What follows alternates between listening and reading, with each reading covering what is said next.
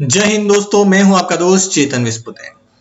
दोस्तों, जो GST amnesty scheme की राह देखी जा रही थी कि भाई इसके नोटिफिकेशन कब इश्यू होंगे, उसके नोटिफिकेशन सीबीएसई ने कल 31 मार्च 2023 को इश्यू कर दिए हैं। तो देखते हैं वन बाय वन क्या कहा है नोटिफिकेशन में, क्या क्या कंडीशन है साथ में। तो सबसे पहले notification number 2 2023 central tax dated 31 मार्च 2023। जो जीएसटीआर4 कंपोजिशन वालों को जो फाइल करना होता है उसकी लेट फीस वेव कर दी है अगर नील रिटर्न हो तो, और अदर देन नील रिटर्न हो जाए जहां पर टैक्स पेमेंट हो वहां पर 500 रुपया पर रिटर्न लगेगा। अब वो कौन से पीरियड से लगेगा?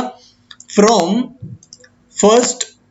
जुलाई 17 से लेकर FY 21-22 तक का जो रिटर्न है वो सारे रिटर्न में जो लेट फीस है वो वेव कर दिए है। लेकिन कंडीशन क्या है? जो रिटर्न फाइलिंग जो है वो 1 अप्रैल 2023 से लेकर 30 जून 2023 तक फाइल होना चाहिए, यानी कि ये 3 महीनों के अंदर अंदर रिटर्न फाइल होना चाहिए, तो ही वो जो लेट फाइलिंग का बेनिफिट है वो मिलेगा, अदरवाइज नहीं मिलेगा। अब बात आती है कि जिन्होंने ऑलरेडी जो लेट फी पे कर दी उनका क्या? तो उनके लिए कुछ भी मेंशन नहीं किया गया है, जो बाकी रह गए उनको बेनिफिट मिलेगा। अगला नोटिफिकेशन है notification number 3 2023 central tax dated 31 March 2023। Registered person whose registration have been cancelled on or before 31 December 22, अगर 31 दिसंबर 2022 या उसके पहले के अगर किसी के रजिस्ट्रेशन कैंसिल हो चुके हैं due to reason of non filing of return, अगर रिटर्न फाइल नहीं होने की वजह से जिनके नंबर कैंसिल हुए हैं सिर्फ उन्हीं को बेनिफिट है, बाकी लोगों को नहीं है। तो उन लोगों को रिवोकेशन की एप्लीकेशन का ऑब्वियसली टाइम लिमिट निकल चुका होगा, तो उनको अपील में जाना पड़ता है, इसलिए उन्हें और एक मौका दिया गया है कि भाई वो रिवोकेशन की जो एप्लीकेशन है वो 30 जून 2023 तक कर पाएंगे, और बिफोर 31 दिसंबर 2022, यानी कि आगे का कौन सा पीरियड कहां से लेकर कहां तक का वो मेंशन नहीं किया है, बट 31 दिसंबर 2022 के पहले वाले नॉन फाइलर्स जो है डिफॉल्टर्स हैं उनको मौका दिया गया 30 जून 2023 तक। लेकिन कंडीशन क्या है साथ में? जिस पीरियड तक का उनका रजिस्ट्रेशन कैंसिल होगा उस पीरियड तक का जो ड्यू टैक्स है वो पे करना है, साथ में रिटर्न फाइलिंग भी करना है और इंटरेस्ट भी पे करना है, पेनल्टी लग रही वो भी पे करनी है, और लेट फीस जो भी होगी वो रिटर्न के लिए वो भी पे करनी रहेगी, यानी कि जो सब कुछ पेएबल होगा वो सब पे कर देना है। यहां पर अब क्वेश्चन आता है कि भाई सपोज करो इनपुट टैक्स क्रेडिट लेनी है और जिसका टाइम लिमिट निकल चुका है उसका क्या? तो भाई वो इनपुट टैक्स क्रेडिट नहीं मिलेगी, क्योंकि ये जो फैसिलिटी दी है वो सिर्फ रिवोकेशन ऑफ कैंसिलेशन के लिए है, ना कि इनपुट टैक्स क्रेडिट के लिए है। तो आपका जो ड्यू टैक्स आएगा वो पे करना पड़ेगा with interest, with late fees, with penalty. और एक चीज कही गई है कि भाई आगे और अभी ऐसा बेनिफिट फिर से नहीं दिया जाएगा, उसका नंबर कैंसिल हो गया तो वो कैंसिल हो गया, वो फिर से रिवोकेशन बाद में नहीं कर पाएंगे। अगला नोटिफिकेशन नंबर है notification number 6 2023 central tax dated 31 मार्च 2023। जिनका असेसमेंट अंडर सेक्शन 62 हो गया उनको 30 दिन के अंदर अंदर रिटर्न फाइल करके जो पेमेंट होता है वो करना पड़ता है, लेकिन अब उसकी भी टाइम लिमिट उन्होंने कर दी है 30 जून 2023 विथ इंटरेस्ट और लेट फी के साथ में। अब लेट फीस जो एनुअल रिटर्न में लगती है उसमें उन्होंने एक रैशनलाइजेशन कर दिया गया है, उसका नोटिफिकेशन नंबर है नोटिफिकेशन नंबर 7 2023।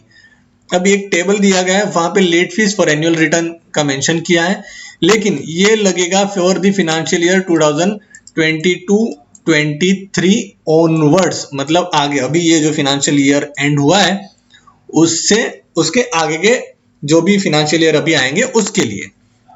प्रीवियस वाला जो फाइनेंशियल ईयर है 17-18, 18-19, 19-20, 21-22 उसके लिए अलग से मेंशन किया गया है, लेकिन अभी ये फ्यूचर का, अभी जो मार्च 23 खत्म हुआ है वहां से लेकर आगे के लिए कहा गया है। तो भाई जिनका टर्नओवर अप टू 5 करोड़ से उनको पर डे 50 रुपीज, यानी कि CGST SGST का 50-50, 25-25 सब्जेक्ट टू मैक्सिमम 0.04%। तो ये बहुत अच्छा है कि भाई जो बहुत सारे लोग लेट फाइलिंग फीस जो है बहुत पे करते थे, वो उन्हें यहाँ पर कम हो जाएगी, ये अच्छी बात है। फिर है जिनका टर्नओवर 5 करोड़ से ज्यादा है बट 20 करोड़ तक है, उनके लिए 100 रुपीज पर डे। यहाँ पे भी CGST SGST 50% और मैक्सिमम अमाउंट जो रहेगी वो 0.05% है। सपोज करो किसी का टर्नओवर है भाई 20 करोड़ रुपया, तो 20 करोड़ का 0.08 होगा 80,000 रुपीज, और या तो फिर 100 रुपीज पर डे। अगर 80,000 से कम है तो 100 रुपीज पर डे के हिसाब से रहेगा।